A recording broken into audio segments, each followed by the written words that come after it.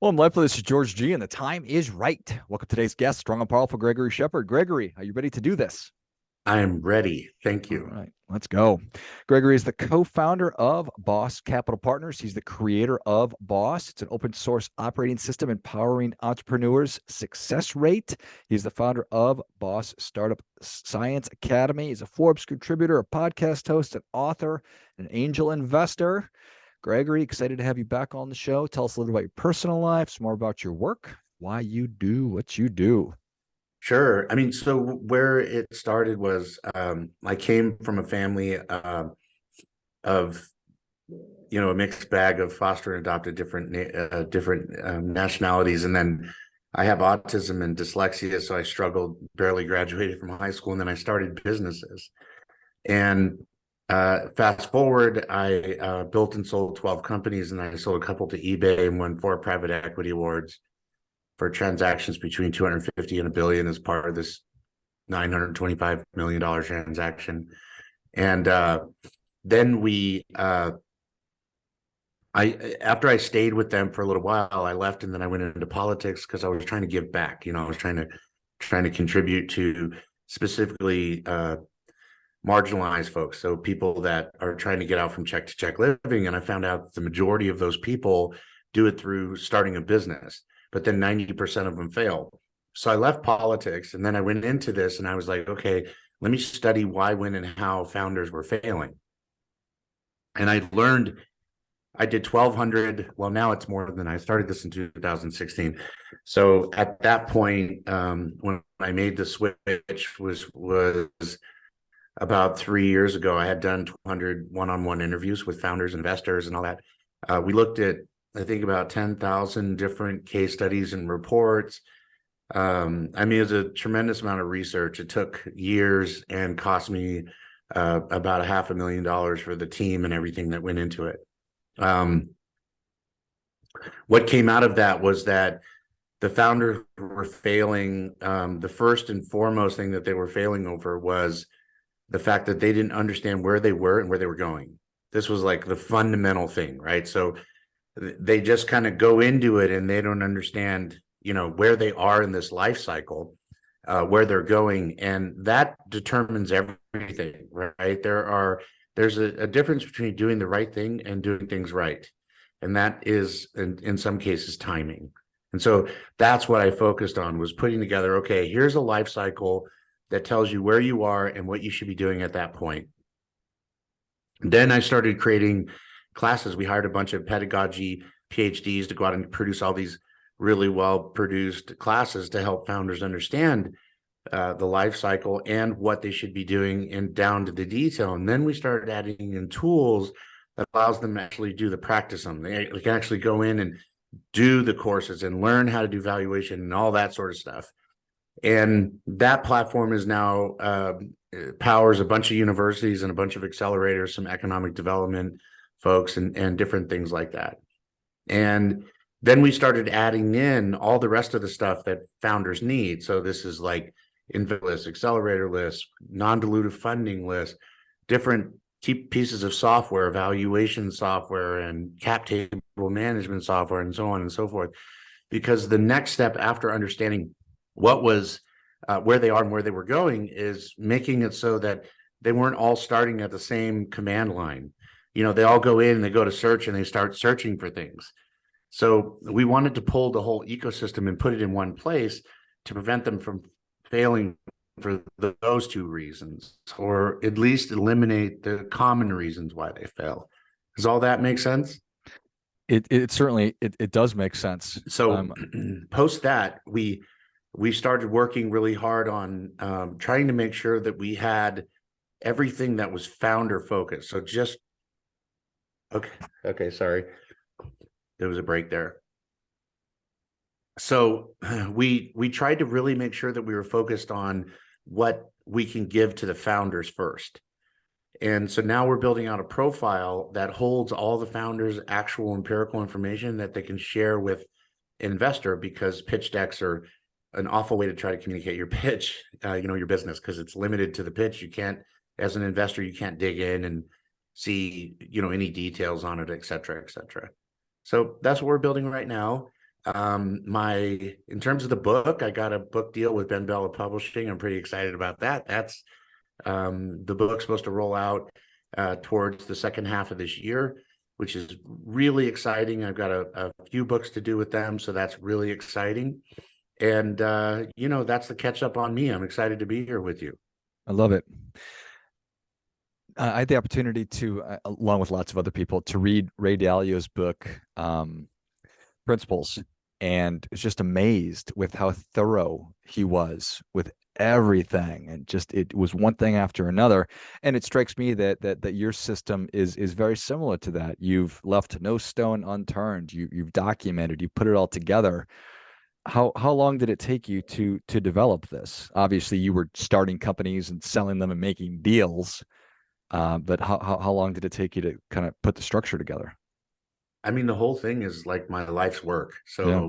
So, I've been building businesses for between 20, 25 years. So maybe more than 25 years.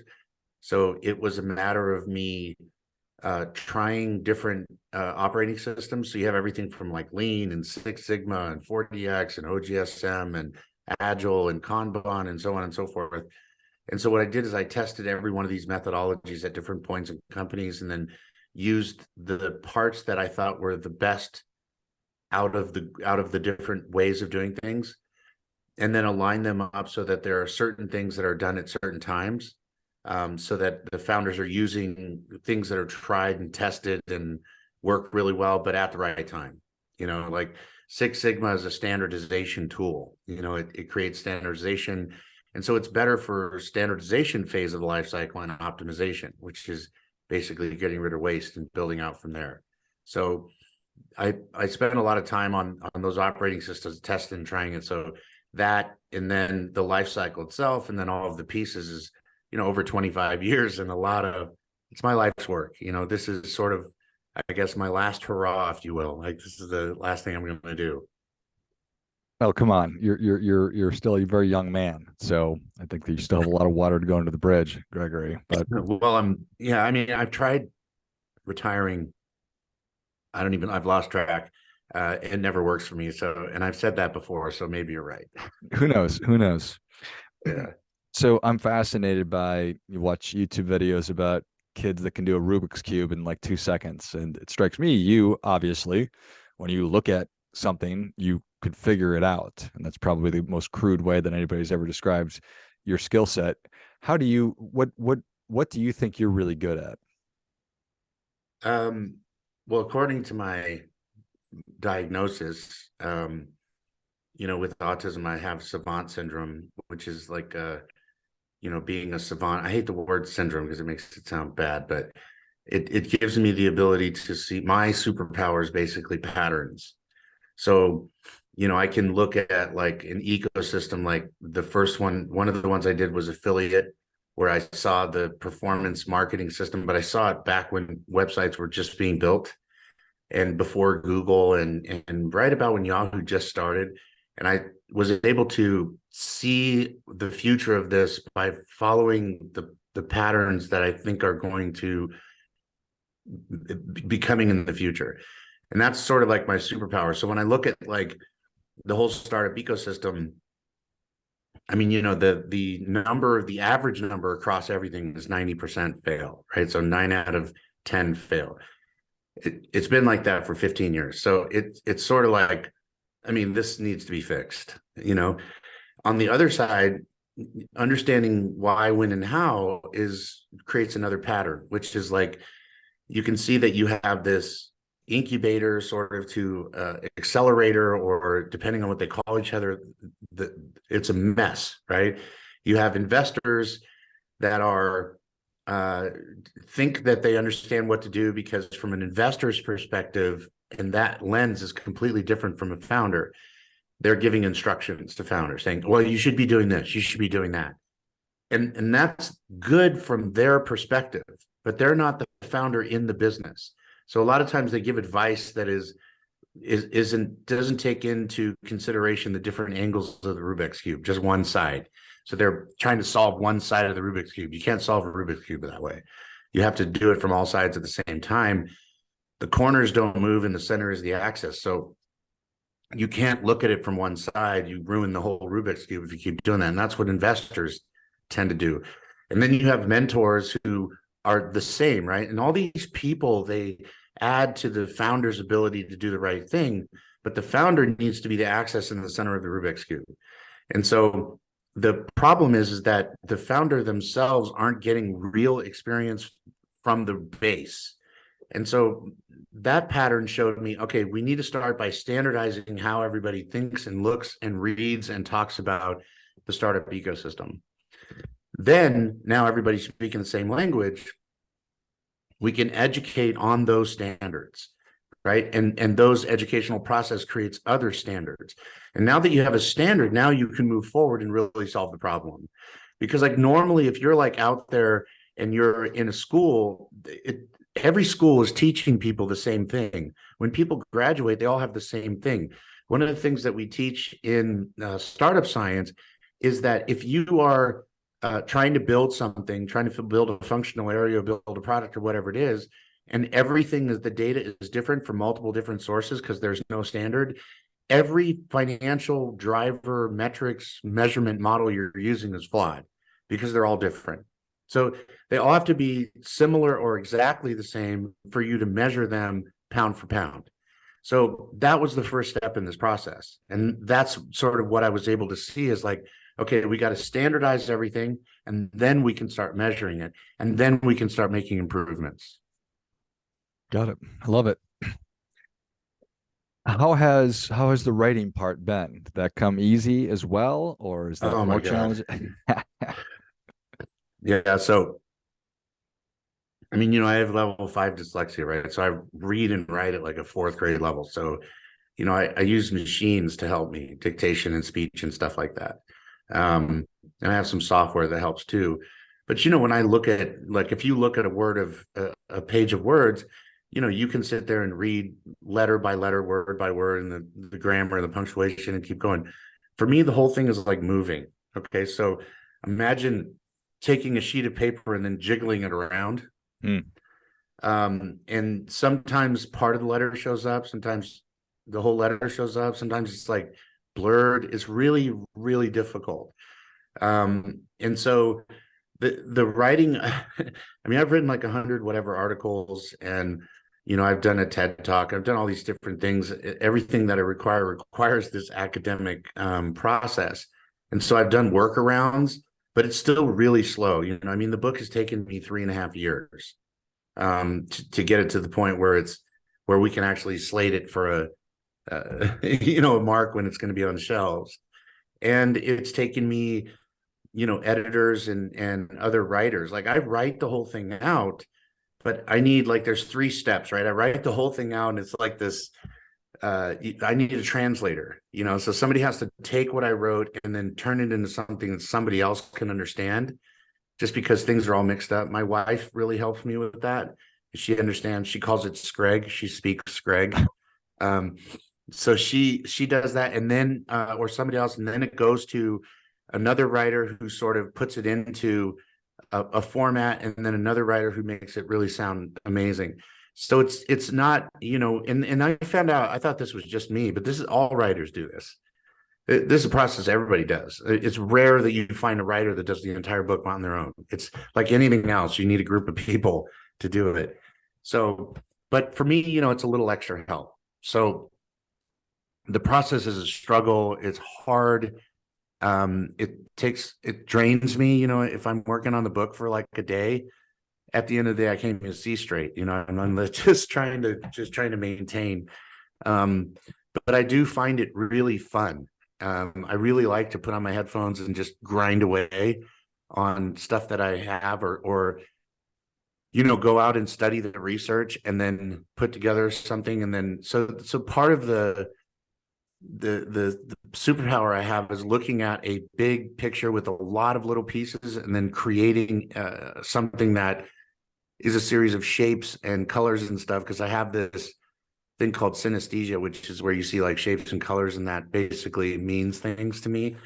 So I'm good at like shaping that out and forming it and then putting it into a book or putting it into a business or whatever. So I can take a mess and clean it up, you know?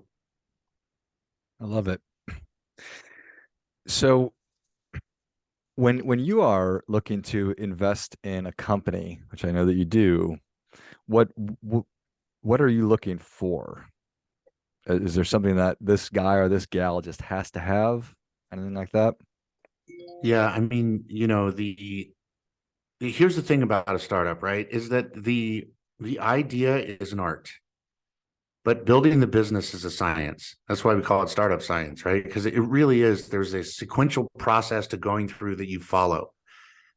There are, of course, in that scientific process, it takes creativity to find your way. So if you're a scientist and you're trying to find a cure for something, you study all the research and then you look into the details and then you have to draw conclusions and then come up with an answer. That part is creative also. So I look for people that have the ability to think with data, not think to create data, but think with data. So, you find a lot of people that are really academic and they're sitting there and they're like, okay, well, I'm going to study what's there and I'm going to do this and that. And that's not what it takes. You don't need an academic person. You need somebody that has the ability to take what academic people do and then create ways to move forward or ways to go around an obstacle, through it or under it or whatever. And ways to look at multiple different pieces to something and put them together. Like when you're looking at a business, there is an alignment between the product and engineering people and the shared services people and the service delivery people, operations and the sales and marketing people. You can't have one of these things marching to their own drum. They all need to be aligned. That takes a specific type of a person. So that's one thing.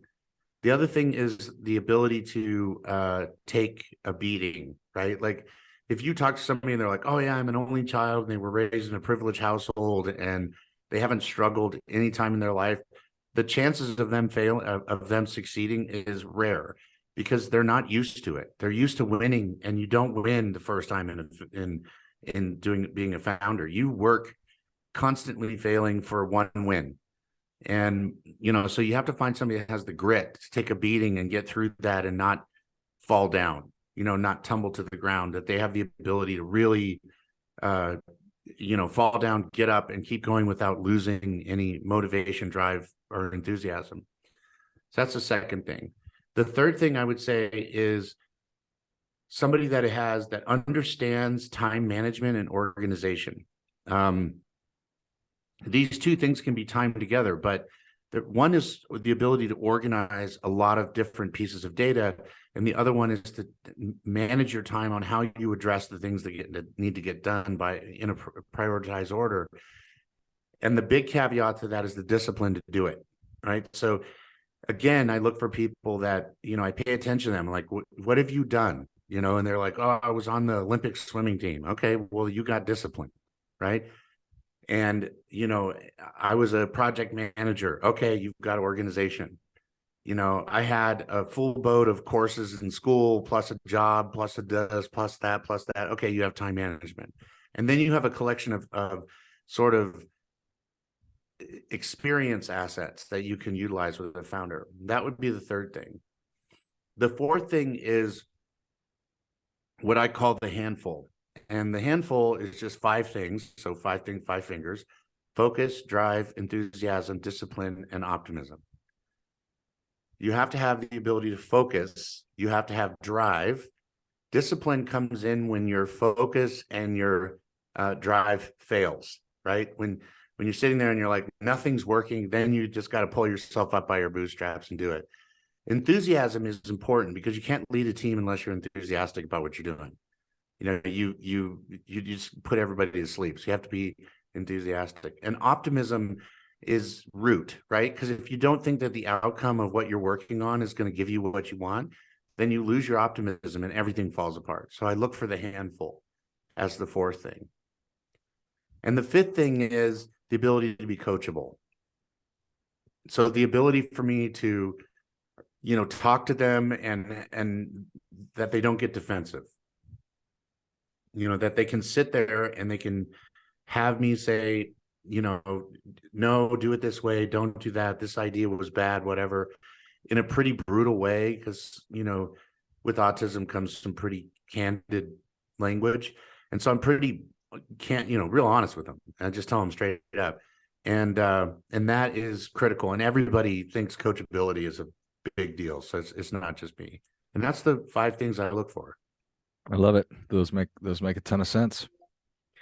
Well, Gregory, grateful for you coming back on the show. Congratulations on everything. Where can people learn more about you? How can they take advantage of the Boss operating system and the Boss Startup Science Academy, and keep an eye out for the book? All the Yeah. things.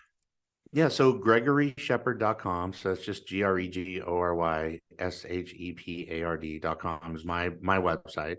And then startupscience.io is the website for the curriculum and all the other stuff. And I appreciate you having me on so much, George. I know you have like tons of people lined up, and I just appreciate that I was even considered. So thank you so much. I feel very fortunate. So I appreciate it. Yeah. Well, thank you, sir. Well, if you enjoyed this as much as I did, show Gregory your appreciation and share today's show with a friend who also appreciates good ideas. Go to GregoryShepard.com. It's Gregory, SHEPARD.com, and then go to startupscience.io. And if you are a current entrepreneur or an aspiring entrepreneur, just entrepreneurial curious, whatever it might be, it's clear that Gregory has done the work and recognized the patterns and taken the best of breed and all these wonderful ideas from lots of different places and distilled it down into an actionable system that can help you figure out where you are and where you want to go, and hopefully be part of that 10% or increase that 10% to a larger number of people who are successful. So thanks again, Gregory. Thank you. And until next time, remember, do your part by doing your best.